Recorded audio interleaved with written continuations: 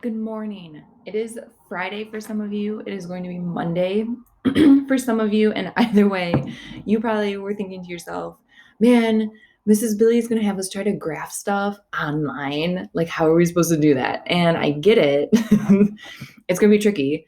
For some of you, you're going to be whiz bangs because you're tech people and you're just going to do it. But for those of you who aren't, this is the video to watch for you. All right. So the assignment is to look at the tables that we looked at. What would it be? Wednesday and Thursday. And we decided, were they going to be scatter plots or were they going to be bar graphs? And then today you have to actually like create those graphs. And this is the tutorial video to show you how you can use Jamboard to maybe kind of do that. All right. So I'm going to choose two of them, one of each, one scatter plot and one bar graph to create kind of like for you. The first one that I'm going to do is this one that's on slide number 2, right? So the scenario was that these kiddos are heating oil on a hot plate, and they're doing it for certain amounts of time to see how long do you need to heat an oil bath to reach a given temperature. The very first thing that you have to do when you're given a scenario is figure out what are your variables. So remember, ways that we can remember what the independent variable is. You think, I am in charge of it, I change it, I choose how to manipulate it. Or if you're looking at a bunch of numbers like this on a data table, you say, okay, which ones are forming a regular interval pattern, like going by 2s, going by 5s, something like that. So in our data table here, the only column that has that regular interval pattern is the time heated, which makes sense because as a scientist, I'm in charge of how long I heat this oil. So I'm going to put a text box in there and I'm going to say, oops, where is it? There it is. That the time heated measured in minutes is my independent variable. Dependent variable is what I'm measuring. What am I making observations of? So if my time heated is my independent, the final temperature of the oil is my dependent. What is that? Final temperature of oil measured in Celsius. There we go. So how do we decide if it's going to be better as a scatter plot or a bar graph? The x-axis, the independent variable, you have to ask yourself, is that measured in like a continuous spectrum of possible data points, or is it in categories, like chunks of things?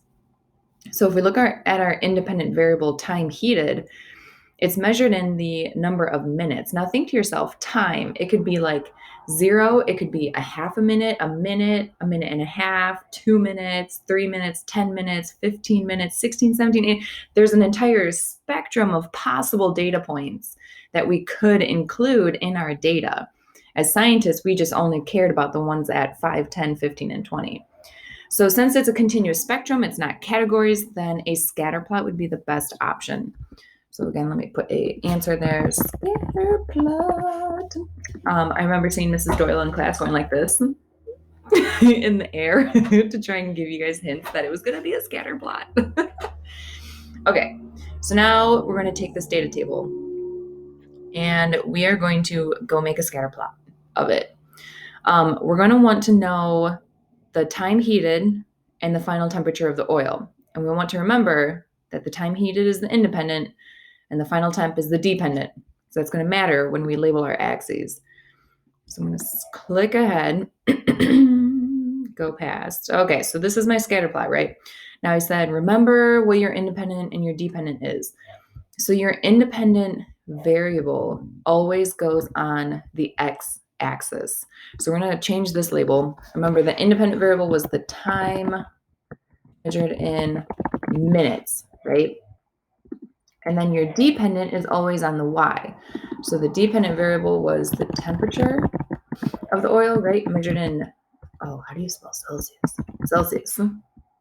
Now I'm going to make these just a little bit smaller because I got some numbers I need to put in there. So I'm going to kind of space it out. Promise. This will be okay. All right. Now we have the axes. That's plural for axis. Multiple axis is an axis. We can also write the title of our graph. Now, if you're like, what could be the title of this graph? You can either do it as just what the question was that people were trying to answer, and the question was in that previous slide, or if you want to practice being real scientific about stuff in the scientific community, we agree that the title of the graph should be whatever is on the y-axis versus whatever is on the x-axis. So again, you could write the title of the graph as either just the question that's trying to be answered for the experiment, or if you want to be real scientific, you would put temperature versus time, and you would include the minutes unit as well, like that. And that's the title of the graph. Okay. So that's like the first thing that you should do. It's easy. Jamboard is good with that kind of stuff. All right. Now we're going to get into like the trickier part of graphing, which is coming up with your scales. All right. So you're going to have to go back to your data table and look at your numbers and be like, all right, like what are the patterns in those numbers and how am I going to put that on a graph? So time heated goes by fives. Okay, so I really only need enough like markings on my x-axis for 1, 2, 3, 4 data points. Okay, so that one's not going to be too difficult. And they go by fives. It's easy. The final temperature of the oil, though, look at those numbers. It ranges from like 20 to almost 60. So we're going to have to do a little bit of counting there just to see if we can get the right scale for our graph. So let's go back to our graph paper.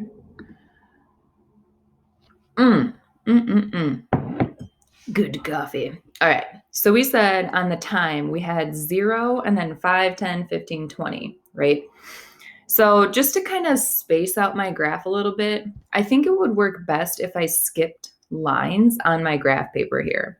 So what that would look like is I would have, I mean, obviously scales start at 0. Not that big. Go smaller. Like that. Okay. Right? That's 0 in the corner there. But then I'm going to skip a line, not this one, but the next one, and then that's going to be 5. And then you see how I'm just hitting the duplicate? You can do it that way. That's how I've lived my life so far. But you can choose to like just add a new text box. That's fine. Whatever floats your boat. So notice if I choose to skip a line in the first little bit, like I have to keep choosing to skip a line throughout the entire thing. I can't like just choose to skip it every willy-nilly. Like it has to be a pattern. So if you are a perfectionist, if you are a little bit OCD like myself, then you're gonna love this activity. But if you're like, this is the worst, I apologize. Remember, you always have the option to do it on paper and pencil. Okay. We don't have to overwork ourselves. We only needed those 4 data points. So we're just going to leave it at that. Now, the flip side, we said was data between like 20 and almost 60. So you have to like kind of get in there and count how many lines you have here and how can you space them out so that it's a big enough graph without being like too big for the paper and like but not so small that everything's crunched. So let's say we want to go by like 5s again, right? Each line would be 5. What would that do for us? So I gotta get in here. We got like 5, 10, 15, 20, 25, 30, 35, 40, 45, 50, 55, 60. That would not be a bad option.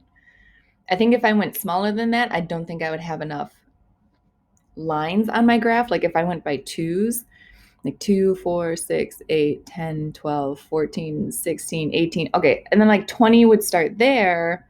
But like I have to go all the way up to 60. So like going by 2s just does not make sense. We're going to go by 5s.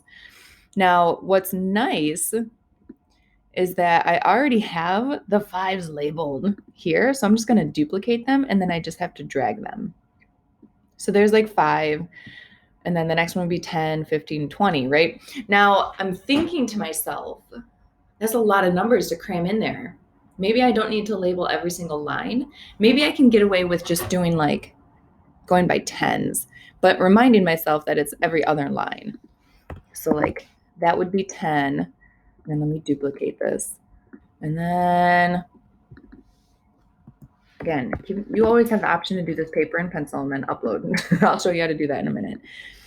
Duplicate. Okay, and then this would be 30. Come on, edit that. 30, and then duplicate, and oops, 40. Almost done. We got 2 more. This is how I feel about. Oh no. Okay, this is how I feel about push-ups. We're almost there. We only have 2 more. Okay, am I editing it? Okay, there we go. 50. 1 more. Uno más. In Yupik, in Alaska, they would say unamic. 1 more. Oh, not 600. Okay. All right. I think that does it pretty well. Is the graph perfect? Absolutely not. Does it at least fit the page and we could probably see a relationship between the two? Yes. And that's the whole point of a graph. All right. So you get to this point and now you're going to go back and you have to figure out your actual like data points. And this is where I feel so bad because there's no easy way to like scroll through these slides compared to like Google Slides. But I will say it's much easier to create a graph this way than on Google Slides. So look at your data points. The first one is 0 and 21. And then the next one is 5 and 30. So let's remember those two, 0, 21 and 5, 30. So I'm going to get a little dot here. Boop, that's too big. You small. Okay, that's good. Maybe, can I even click and drag it? It's too small. Okay. 0 and 21. That's huge. That's funny. Let's see if we can shrink it down a little bit. That's as small as it gets. All right, so 0, 21. And then what was it? 5 and 30. I think I can just duplicate it now. But now I can't move it because it's so... delete. Okay, let's just make another one. Make it kind of big. 5. Don't rotate. I'm in your circle, so I get it. Come on. All right, 5 and 30. Okay. Shrink it a little bit. Okay. Doing good so far. Not too bad. Taking a drink of coffee while you're scrolling through all these slides. 1038, 1547. Okay. 10, so 38, a little bit underneath the 40. We're just gonna, okay, it's good. It's good where it's at. Maybe. It's good where it's at. All right. And then I lost the other number in my head. 15 and what? 40? No. 15 and what? Oh my gosh. Well, so you see the pattern. You see what I'm getting at, right? All 15 and 4. Okay. So you guys get it. You just have to add in those last 2 data points and then you'd call it good, right? Now, like I said, you have the option to do this paper pencil. Like you can draw out your entire graph just like how you were doing. And then all you have to do is take a picture of it. Now, when you go to upload a picture in Jamboard, you click on this image here. It looks like mountains with like a dark background.